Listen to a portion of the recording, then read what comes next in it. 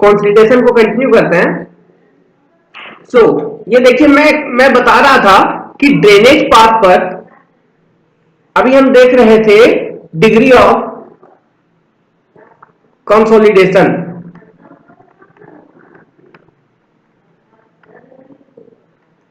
Degree of consolidation देख रहे थे, मतलब ये मान लीजिए आपका सॉइल है, इसका डेप्थ है h0, इसका वॉल्यूम ओरिजिनल है v0, इसका वॉइड रेशियो है e0। इस कंडीशन में इसमें जो पोर वाटर प्रेशर है वो है म्यू नॉट। अब मान लीजिए कि अल्टीमेट कंसोलिडेशन इतना होगा, डेल्टा एच होगा, इतना का अल्टीमेट कंसोलिडेशन होगा, डेल्टा एच फाइनल, इतना सेटलमेंट अल्टीमेटली होना है। तो ये जो अल्टीमेट सेटलमेंट होता है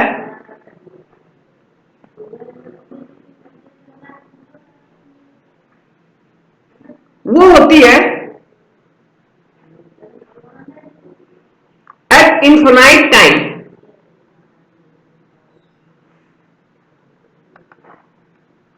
ठीक है, मतलब जो भी ultimate settlement delta H F का होना है वो होगा at T equal to infinity. अब कोई एक इंटरमीडिएट स्टेट को लीजिए, ये है टाइम रिक्वायर्स इनफिनाइट, ये टाइम 0 पर। कोई एक इंटरमीडिएट टाइम लीजिए, यहां पर वॉइड रेशियो ई एफ, ये है फाइनल हाइट एच एफ, यहां पे वॉल्यूम है वी एफ, और पोर वाटर प्रेशर म्यू इंफिनिटी। देखो इनफिनाइट टाइम पर कंप्लीट कंसोलिडेशन हो गया डेल्टा एच एफ फाइनल का मतलब हम क्या एज्यूम करते हैं कि पोर में जितना भी पानी था सब निकल गए होंगे, पूरा का पूरा पोर खत्म हो गया होगा। तो पोर में वाटर ही नहीं है तो म्यू इंफिनिटी लगभग ना के बराबर होगा, तो हम इसे 0 भी कंसीडर कर सकते हैं। और फाइनल वॉइड रेशियो ई इंफिनिटी या फिर ई फाइनल, इनफिनाइट टाइम पर पानी निकल गया, वॉइड ही नहीं बचा, ई इंफिनिटी, इसे भी लगभग 0 एज्यूम कर सकते हैं। अब किसी एक इंटरमीडिएट स्टेट पर मान लीजिए हाइट ऑफ सॉइल है h, वॉइड रेशियो है e, वॉल्यूम है v, पोर वाटर प्रेशर है न्यू, और ये जो सेटलमेंट हुआ है ये स्मॉल डेल्टा h है। अब देखिए मैंने 2 कंडीशन बताया था, एक बताया था सिंगल ड्रेनेज कंडीशन,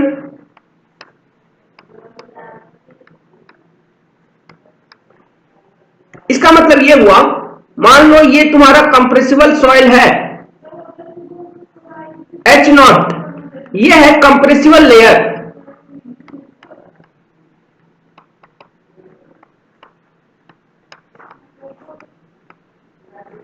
अब ये कंप्रेसिबल सॉइल लेयर का मतलब क्या हुआ, कौन सा सॉइल ज्यादा कंप्रेसिबल होगा, हम किसका कंप्रेसिबिलिटी निकालेंगे, फाइन ग्रेन सॉइल का।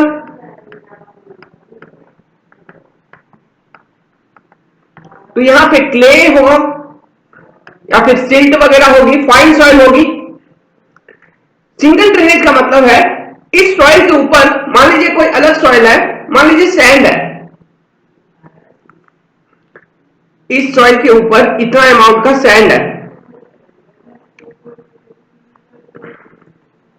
तो क्या सैंड में वॉइड का साइज ज्यादा होता है,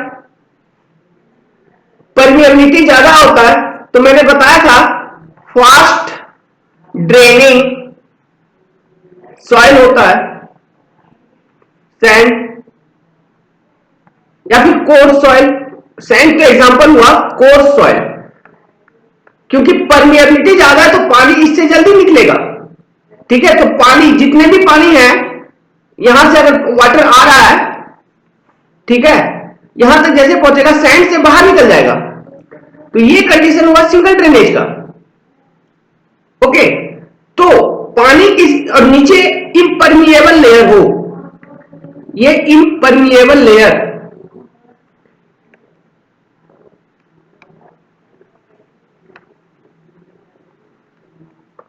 मीन्स वाटर इसके अक्रॉस फ्लो नहीं करेगा।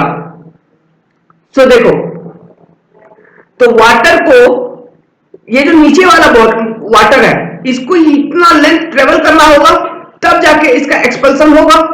तो ये जो लेंथ मैंने बताया ड्रेनेज पाथ होती है वो मैक्सिमम लेंथ जो कोई एक वाटर पार्टिकल फ्लो मतलब ट्रेवल करे एक्सपल्सन होने में। कंसोलिडेशन प्रोसेस के अंदर जो पानी निकलेगा पोर से तो वो पानी का मैक्सिमम ड्रेनेज पाथ जो होगा ना वो होगा आपका ड्रेनेज लेंथ। तो ये हो गया इस केस में सिंगल ड्रेनेज केस में drainage length H not equal to D not. और डबल ड्रेनेज केस में दूसरा केस था डबल ड्रेनेज केस, उसे देखिए क्या होगा। डबल ड्रेनेज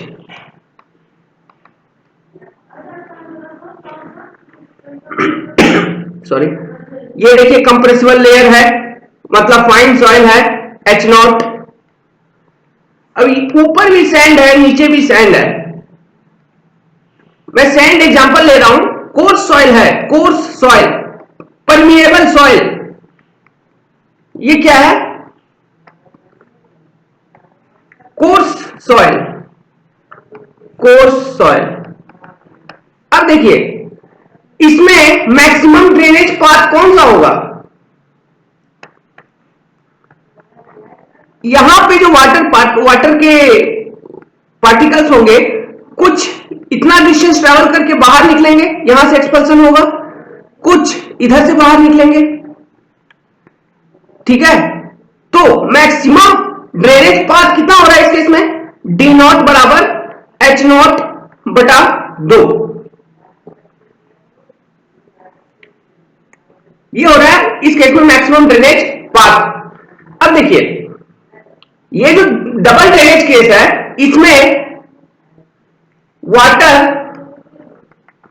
जल्दी जल्दी निकलेगा, वाटर का एक्सपल्सन जो होगा क्विक होगा मतलब जल्दी होगा। तो कोई सॉइल जो डबल ड्रेनेज कंडीशन में है स्टेट में है उसको कंप्रेस होने में मतलब ये इस स्टेट तक आने में, ये इंटरमीडिएट स्टेट आने में इस वाले स्टेट तक, स्टेट नंबर 2 इसे लिखता हूं, ये स्टेट इंफिनिटी है, ये स्टेट 1 है ओरिजिनल स्टेट। ओरिजिनल स्टेट से स्टेट 2 पर आने में अगर आप सॉइल कंडीशंस सिंगल ड्रेनेज या डबल ड्रेनेज को दिमाग में ले रहे हैं तो सिंगल ड्रेनिंग सॉइल को कम समय लगेगा और डबल ड्रेनेज नहीं, सिंगल ड्रेनेज सॉइल को अधिक समय लगेगा और डबल ड्रेनेज सॉइल को कम समय लगेगा। लेकिन इनफिनाइट कंसोलिडेशन होने में ये तो होता है T इक्वल टू इंफिनिटी जो कि दोनों के लिए बराबर है। यही मैं बता रहा था कि जो डेल्टा HF है, जो डेल्टा HF है ये है independent of drainage path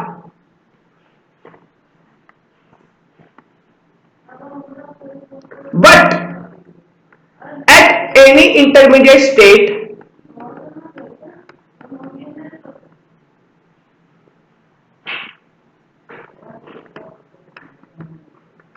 consolidation settlement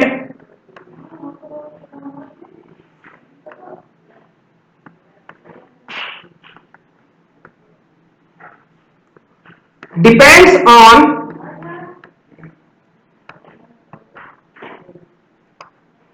the drainage path।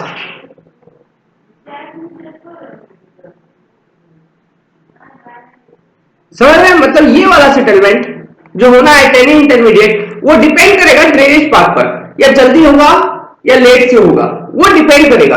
अगर सिंगल ड्रेनेज है, सिंगल है तो लेट होगा मतलब टी ज्यादा लगेगा, अगर डबल है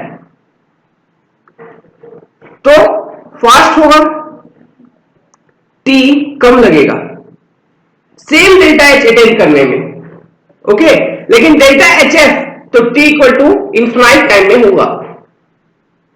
ओके, तो यही मैं बता रहा था लास्ट सेशन में, जो समय कम होने के कारण ठीक से बता नहीं पाया था। अब देखिए अब एक नया टर्म देखते हैं, टाइम फैक्टर। टाइम फैक्टर, इसे हम टीवी लिखते हैं। ये लिखिए, ये क्या है, समझ में आएगा कि it is a parameter, it is a parameter जो कि रिलेट करता है degree of consolidation,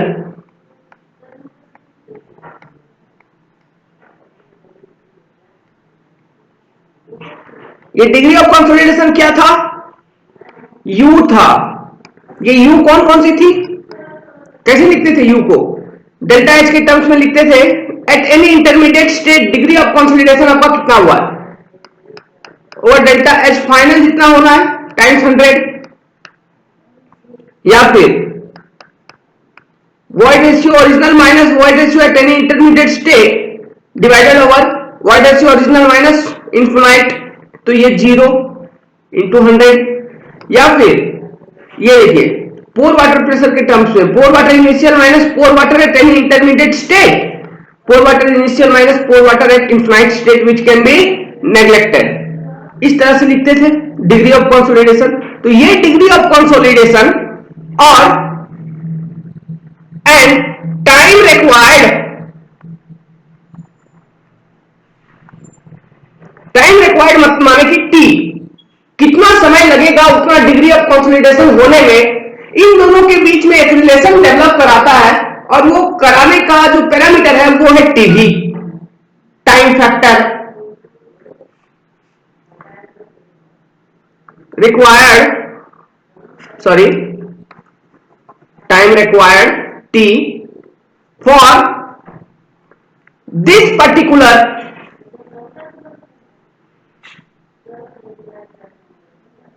degree of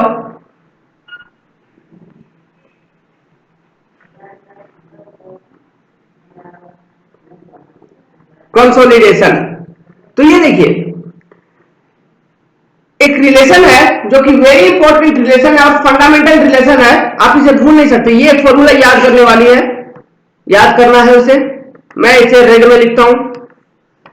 TV जो होता है वो होता है CV, coefficient of consolidation times time required for consolidation divided over D square, square of drainage path. यहां सीवी है कोएफिशिएंट ऑफ कंसोलिडेशन, यह है लेंथ ऑफ ड्रेनेज पाथ। ये फॉर्मूला याद रखिए, ड्रेनेज पाथ, यह है time required for consolidation, this particular consolidation time required for delta H settlement, okay. तो ये इक्वेशन इंपॉर्टेंट इक्वेशन है। अब देखिए आप कुछ यहां से ये बताइए मुझे कि जो टाइम फैक्टर है टीवी, ये किस पर डिपेंड करता है।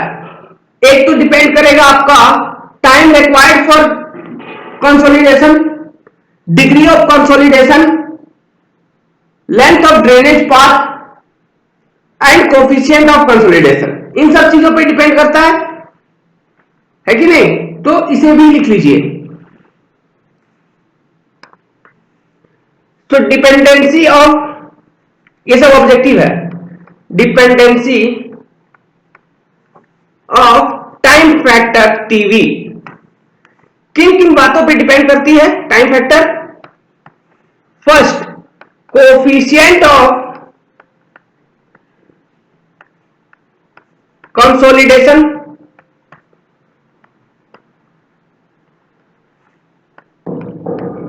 टाइम रिक्वायर्ड फॉर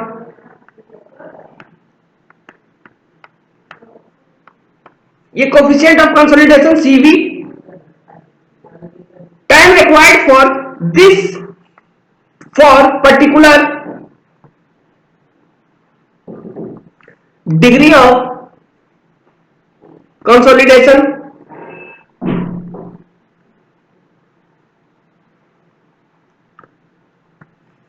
फिर third point, length of drainage path.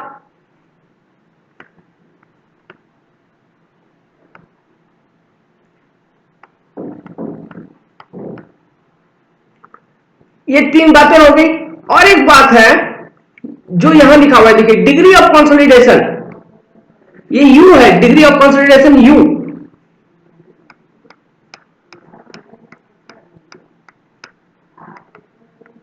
इस पर भी डिपेंड करती है। कैसे? देखिए टीवी का जो वैल्यू अगर कहता है, वैल्यू ऑफ टीवी हम कैसे निकालेंगे? Value of TV time factor कैसे निकालेंगे? देखिए if degree of consolidation is less than और इक्वल टू 60%, अगर आपका डिग्री ऑफ कंसोलिडेशन 60% है या फिर उससे कम है, तो टीवी का जो वैल्यू होगा ना सेम होगा π/4 इंटू यू का स्क्वायर। यहां यू जो हो लेंगे हम डेसिमल फ्रैक्शन में लेंगे, डेसिमल फ्रैक्शन, ठीक है। ये होगा टीवी का वैल्यू अगर डिग्री ऑफ कंसोलिडेशन ऐसा है। अभी जो एक फॉर्मूला मैं लिखूंगा, ये फॉर्मूला आप याद रखिएगा और सब भूल जाइएगा। Second case, if you greater than 60%, तब टीवी का वैल्यू आप कैसे निकालोगे? ये याद रखना, 1.781 minus 0.933 log 10 100 minus degree of consolidation, ये परसेंटेज में। ओके, इस तरह से हम निकालेंगे टीवी का वैल्यू। अब निकाल के देखो, टीवी का वैल्यू निकालिए। मान लीजिए आपका 0% है, ये कंसोलिडेशन हुआ है। एक टेबल बनाइए, देखते हैं चलिए कैसे निकालेंगे। मान लीजिए यहां डिग्री ऑफ कंसोलिडेशन है,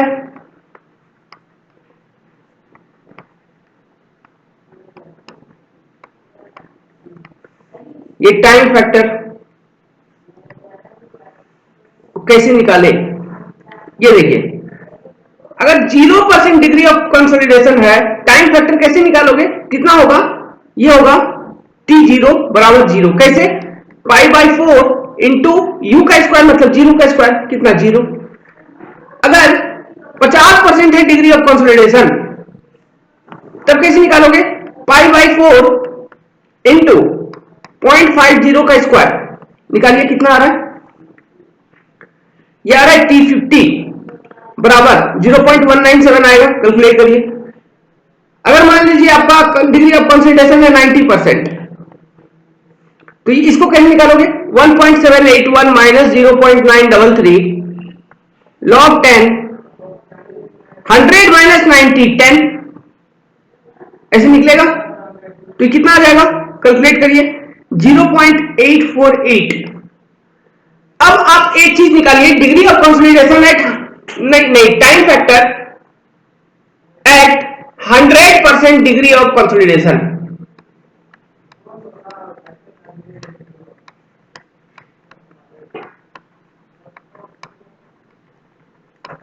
ये निकालिए, कोशिश करिए, ये फॉर्मूला लगाइए, 1.781 minus 0.933 log 10 U 100 minus U. क्या ये डिफाइंड है? ये निकलेगा? नहीं निकलेगा। तो हम क्या कह सकते हैं कि TV at 100% degree of consolidation not defined.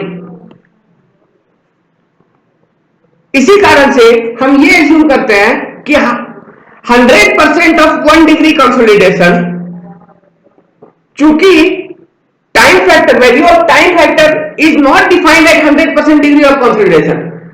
ठीक है, टाइम फैक्टर आपको कुछ वैल्यू मिलता ही नहीं है, मतलब आप टी ये निकाल ही नहीं पाओगे करस्पॉन्डिंग टू ये, मतलब ये इंफिनिटी हो जाती है, अनंत। वो जो कंसोलिडेशन है कंटिन्यूअस है, वो चलते रहेगा इनफाइनाइट टाइम तक। वो टाइम क्या है, इंफिनिटी, हमको पता नहीं है। सो इंजीनियरिंग पर्पस के लिए हम ये एज्यूम करते हैं कि 100% ऑफ 1 डिग्री कंसोलिडेशन, मतलब प्राइमरी कंसोलिडेशन, is completed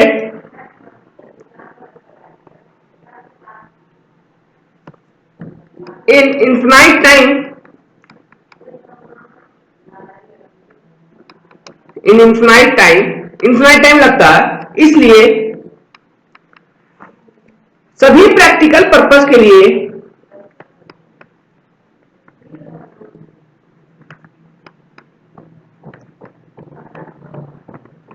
हम ये मानेंगे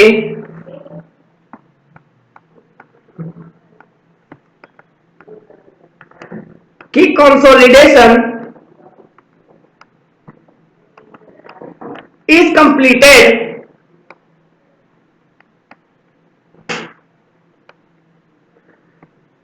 when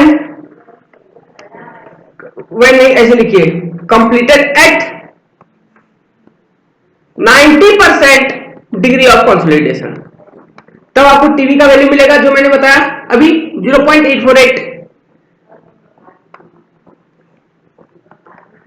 इस वाले लॉजिक पर एक क्वेश्चन भी आया गेट में, तो हर एक चीज इंपॉर्टेंट है। गेट में आपको पूरा कंसेप्चुअली क्लियर होना होगा। यही लॉजिक पर एक क्वेश्चन दे दिया, बताइए क्या क्या लिख रहे थे हम? कंप्लीटेड एट 90%, सो डिग्री क्या था? 90% डिग्री ऑफ कंसोलिडेशन।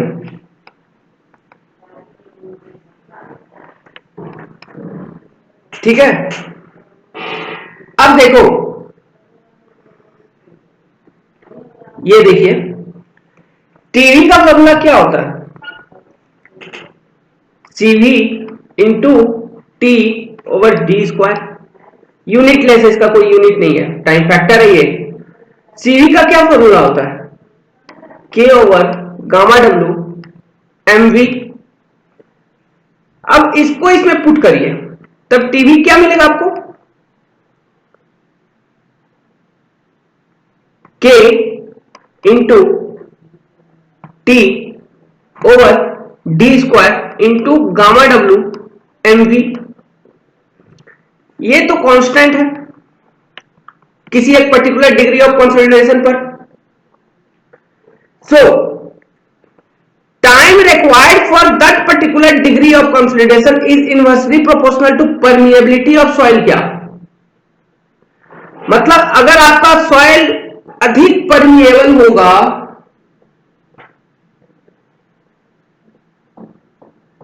ठीक है, ये देखिए ये एक लॉजिक बैठ रहा है।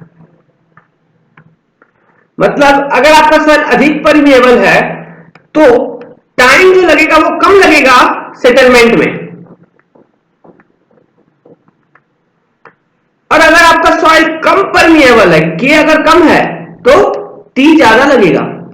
दिख रहा है? ठीक है, यही सब कॉन्सेप्ट हमने पढ़ा था, ग्राफ वगैरह बनाया था, न्यूमेरिकली भी देखिए, इक्वेशन से भी लगता है वैसा। सो ये इंपॉर्टेंट है, ये सब आइडिया है, कॉन्सेप्ट है।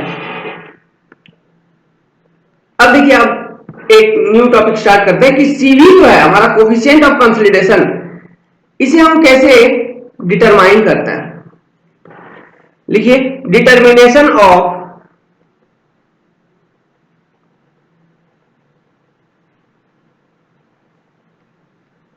Coefficient of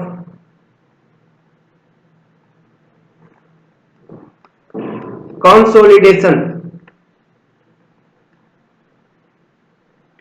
CV।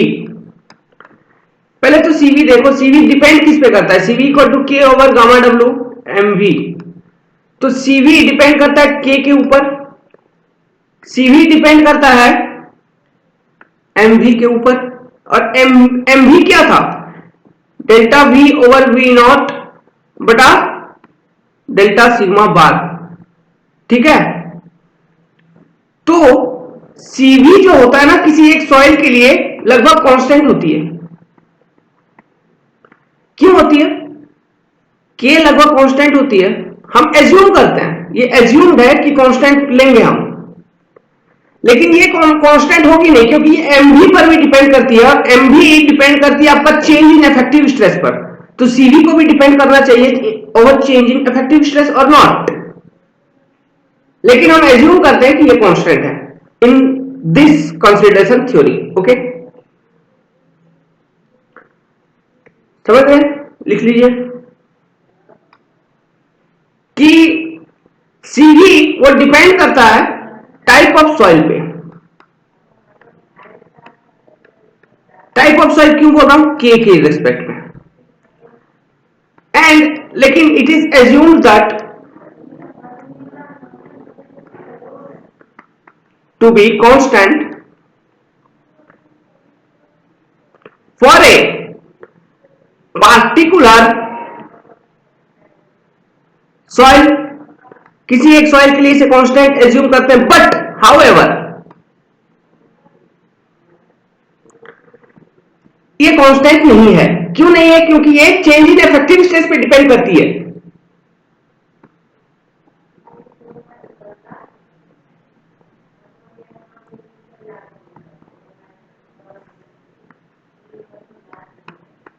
वो चेंज इन इफेक्टिव स्ट्रेस जो है वही तो है स्ट्रेस इंक्रीमेंट।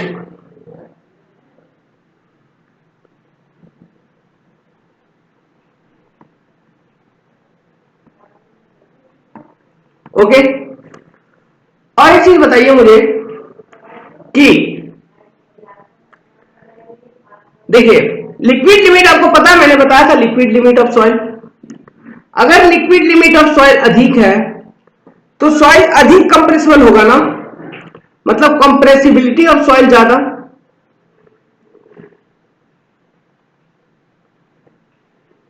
ऑफ सॉइल अधिक, इसका मतलब क्या हुआ? डेल्टा वी वॉल्यूम चेंज ज्यादा होगा।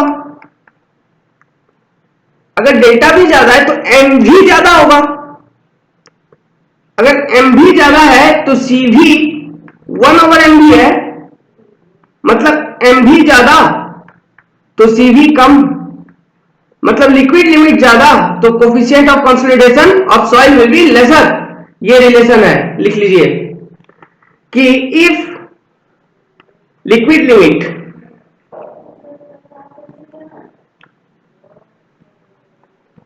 सॉइल इज ग्रेटर ज्यादा, CV विल बी लेस कम। ठीक है, इंपॉर्टेंट है।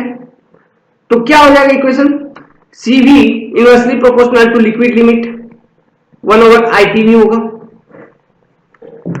ओके, ये ऑब्जेक्टिव पूछता है, ये पूछता है, इसे आप रेड ब्लू ग्रीन कर लो, ये पूछता है एग्जाम्स के अंदर। ये क्यों यहां लॉजिक मैंने बता दिया, देखिए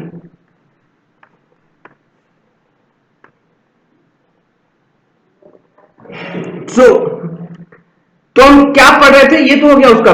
डिटरमाइन कैसे करेंगे? देखिए इसको डिटरमाइन करने का दो मेथड है। लैबोरेटरी में डिटरमाइन करेंगे,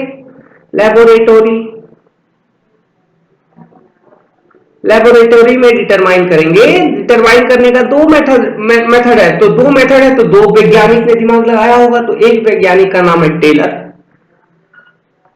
ये वही मैथ वाला टेलर है, और दूसरे वैज्ञानिक हैं, बड़ा ही विख्यात है, ये तो हर जगह पे है, कासाग्रांडे।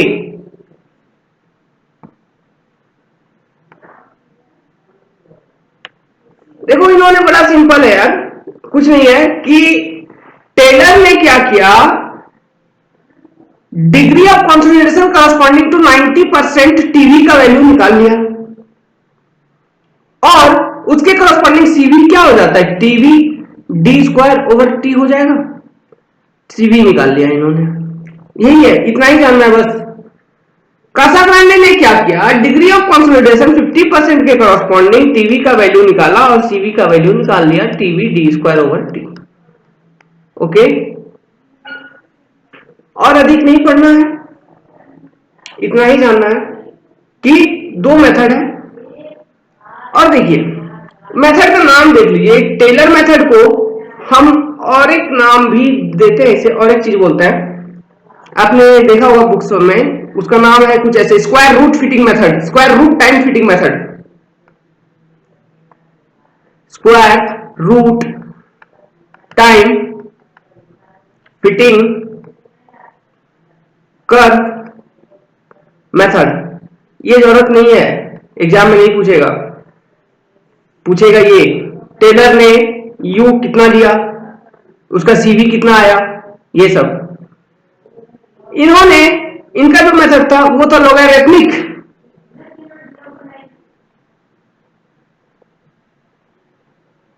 Logarithmic time fitting curve method. Okay, तो दो मेथड है, Taylor method, square root time fitting curve method. Degree of consolidation 90% के करस्पॉन्डिंग उन्होंने टाइम फैक्टर की वैल्यू निकाली, वहां से सीवी की वैल्यू निकाल ली by the formula we have TV D square over T. And Casagrande used 15% degree of consolidation, and corresponding to that degree of consolidation he computed the value of time factor and then the value of coefficient of consolidation, and this method is also termed as logarithmic time fitting curve method. अगर पूछ दिया कभी short notes तो इतना लिख दीजिएगा सजा के, ओके, काफी है। सो अब चलिए अब देखते हैं कंसोलिडेशन टेस्ट कैसे करते हैं। कंसोलिडेशन टेस्ट कैसे करते हैं, ये इसका एक डिवाइस आता है, एक इक्विपमेंट आता है, ऑडियोमीटर हम इसे कहते हैं। उस वाले इक्विपमेंट में कंसोलिडेशन टेस्ट करते हैं, जैसे परमिएमीटर में हम करते थे परमिएबिलिटी टेस्ट, इसी तरह ये टेस्ट करने के लिए भी एक सिस्टम है, उसे कहते हैं ऑडियोमीटर यूनिट। सो कंसोलिडेशन टेस्ट थ्योरी है, शॉर्ट नोट्स आता है कभी कभी, आईएएस में नहीं पूछा अभी तक शायद, फिर भी लिख लीजिए काम आएगा। तो देखिए, लिखिए कि this test is carried out in lab, laboratory में हम इस टेस्ट को करते हैं with the help of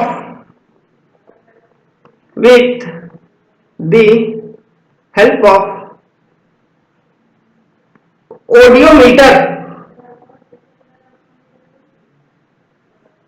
important है, और कंसोलिडोमीटर,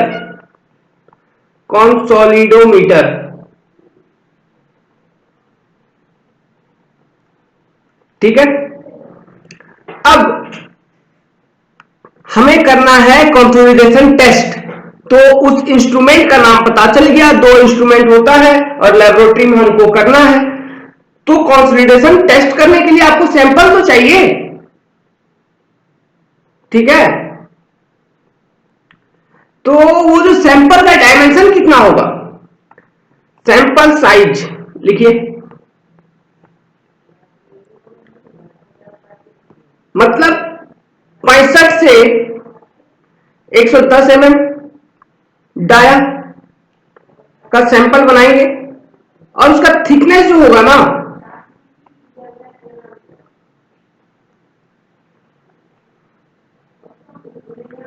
उसका थिकनेस होगा 15 to 30 metre, 30 mm, sorry metre बोल दिया, 15 to 30 mm। और इस टेस्ट के अंदर मैंने आपको एजम्पशन बताया हुआ कि लोड आप अप्लाई करोगे तो क्या निकलेगा, पानी निकलेगा। तो पानी आप वन डायमेंशनल है तो एक ही किसी वर्टिकल डायरेक्शन में निकलना है पानी।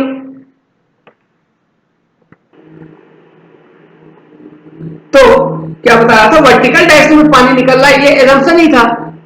तो देखिए क्या करो कि इस तरह का एक सैंपल ले लीजिए, ये एक सैंपल है, ये मान लीजिए मैं डबल ड्रेनेज केस बना रहा हूं, ये सॉइल है, ये पोरस मीडियम है, ये भी पोरस मीडियम है, ओके। अब ये इस तरह से सैंपल है,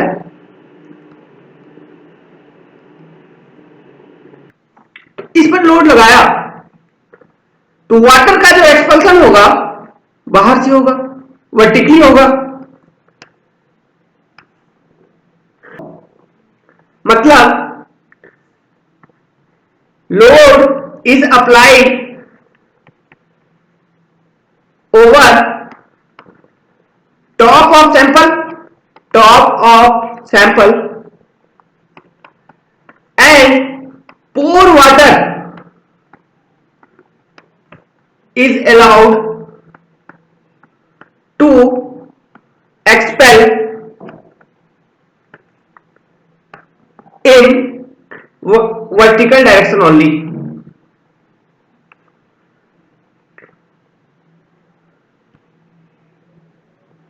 टॉप और बॉटम कहीं से भी निकलेगा, लेकिन वर्टिकली निकलेगा। ठीक है, अब इस लोड का नेचर देखते हैं। ये लोड हम कैसे अप्लाई करते हैं। तो मान लीजिए आप ये जो टेस्ट था, इसमें आपने सबसे पहला लोड लगाया, आप 25 का किलो न्यूटन का लोड लगाया। फिर आप क्या करो ना, इस लोड को डबल कर दो, 50 कर दो। फिर इंक्रीमेंट कितना होगा, 50 गुना 100 होगा। फिर इंक्रीमेंट होगा 200, फिर 400। मतलब लोडिंग आपको कुछ ऐसे अप्लाई करना है, ठीक है, कि नेक्स्ट इंक्रीमेंट उसका डबल हो जाए। तो लिखिए इसे, in each stage load is double. ये सब रूल है उस टेस्ट का, लेबोरेटरी मैनुअल है ये सब, इसमें आप दिमाग नहीं लगा सकते वो क्यों डबल कर रहा है। ये लेबोरेटरी मैनुअल है, जो इतना याद रखना काफी है। विथ रेस्पेक्ट टू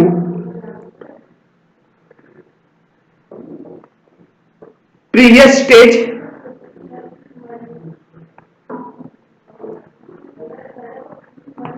ठीक है। तो इस तरह से कुछ ये हो गया लोड का नेचर। अब इसका मेजरमेंट कैसे लेते हैं, मेजरमेंट क्या लेंगे हम इस टेस्ट से।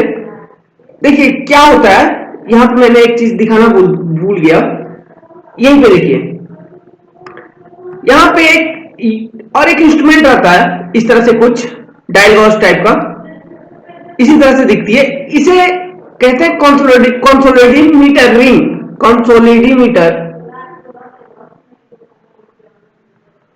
कंसोलिडोमीटर रिंग, ठीक है। ये जो रिंग है हम कनेक्ट कर देंगे इस सिस्टम से, इस यूनिट से। अब डायग्राम इतना परफेक्ट नहीं है, कॉन्सेप्ट समझने के लिए काफी है। तो वो सॉरी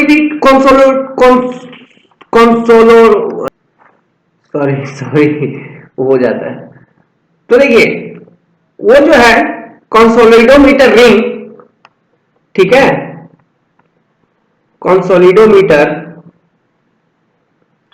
रिंग, इसका यूज हम क्यों करते हैं, स्ट्रेन मेजरमेंट करने के लिए हम इसका यूज करते हैं। मतलब change in depth of soil is measured using this instrument, this device, consolidometer ring, in each step। मतलब हर एक लोड इंक्रीमेंट पर आपको यह चीज का मेजरमेंट लेना है, इन ईच स्टेप। अब क्या करेंगे, हम एक ग्राफ बनाएंगे। फाइनली जो रिजल्ट आपको मिला उसका प्लॉटिंग करना है कि नहीं करना है। तो वो रिजल्ट का प्लॉटिंग आप कैसे करोगे, एक ग्राफ बनाओगे। और वो ग्राफ हम किसके किसके बीच में बनाते हैं, इस कंसोलिडेशन एनालिसिस में हम बनाते हैं void ratio versus effective stress. इन दोनों के बीच में एक ग्राफ बनेगा, तो बनाएंगे।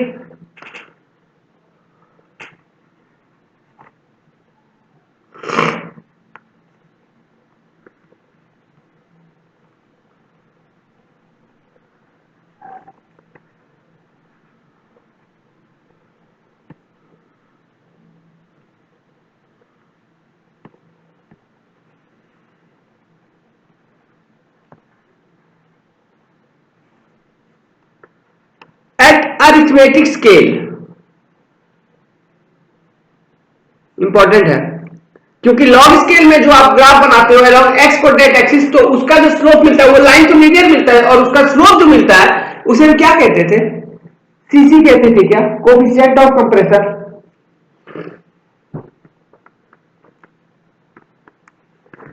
अब देखो, तो दो तरह का सॉइल है आपके पास, एक है नॉर्मली कंसोलिडेटेड सॉइल, दूसरा है ओवर कंसोलिडेटेड सॉइल। इन दोनों का ग्राफ बनेगा, कैसे कैसे बनेगा, देखिए पहले एक लॉजिक समझिए, कॉन्सेप्ट समझिए कि नेचुरल स्टेट में जो मिट्टी है, ये जो सॉइल है ये नेचुरल है। अब इस सॉइल को आपने निकाला, रिमोल्ड कर दिया, लैबोरेटरी टेस्ट कर रहे हो, तो दो कंडीशन में हम ग्राफ बनाएंगे। तो चलिए एमसीएस का देखिए क्या होता है, नॉर्मली कंसोलिडेटेड सॉइल का ये जो ग्राफ बनती है ये होगी वॉइड रेशियो, इधर हो गया सिग्मा का वैल्यू, इफेक्टिव स्ट्रेस, ठीक है। तो ये ग्राफ कुछ ऐसे आएगी और एक ग्राफ कुछ ऐसे आएगी। तो ये होगा NCS soil, normally consolidated soil in lab, कुछ ऐसा मिलेगा, और ये फील्ड मिलेगा, फील्ड कर्व। तो इन दोनों में डिफरेंस इंपॉर्टेंट क्या है कि ये ज्यादा फ्लैटर है और फील्ड में जो कर्व मिलेगा वो ज्यादा स्टीप मिलेगा, ठीक है। मतलब ये देखिए at same effective stress value laboratory soil का वॉइड में जो चेंज होगा वो कम होगा, लेकिन फील्ड में वॉइड में जो चेंजेस आएंगी वो ज्यादा होंगी, मतलब E1 और E2, E2 will be greater than, sorry lesser than E1।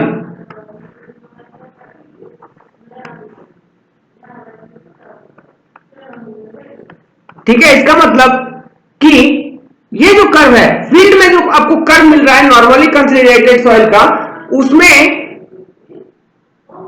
जो चेंजेस आया वॉइड में वो ज्यादा आएगा, लेकिन लैब में कम आएगा। क्यों आ रहा है, रिमोल्ड कर दिया आपने, उसका अरेंजमेंट को चेंज कर दिया, उसका नेचुरल कुदरती जो रूप है उससे आपने उसको हटा दिया, रिमोल्ड किया, इसलिए तो वो डेंस पैकिंग हो जाएगी, इस कारण से उसमें वॉइड में चेंजेस ही कम आता है। ये कर्व इंपॉर्टेंट है, पूछता है ऑब्जेक्टिव में। अब देखिए ओवर कंसोलिडेटेड सॉइल का, उसका कन्वेक्स आता है, तो दो कर्व मिलेगा, तो कौन सा किसके करस्पॉन्डिंग है, ई, ये सिग्मा इफेक्टिव बार, ये जो है लैब और ये है फील्ड, ठीक है। ये कैसा है, ये कन्वेक्स है ना, और वो कनकेव था, तो ये दो कर्व इंपॉर्टेंट है। सो अब हमने कंसोलिडेशन का थ्योरी पूरी तरह से कंप्लीट किया। अब जो इसका एक पार्ट बचा है सेटलमेंट निकालना, हमने ये तो किया ही नहीं है अभी तक, तो कॉन्सेप्ट पढ़ा है कि इस तरह से कुछ सेटलमेंट कंसोलिडेशन होती है, कंसोलिडेशन का लॉजिक ये सब है, लेकिन उस लॉजिक को यूज करके फाइन ग्रेन सॉइल का सेटलमेंट कैसे निकालेंगे, ठीक है, हम उसे देखेंगे नेक्स्ट वीडियो में। और उसी वाले वीडियो सेशन में मैं इस चैप्टर को भी कंप्लीट करने का कोशिश करूंगा, नहीं कर ही देंगे।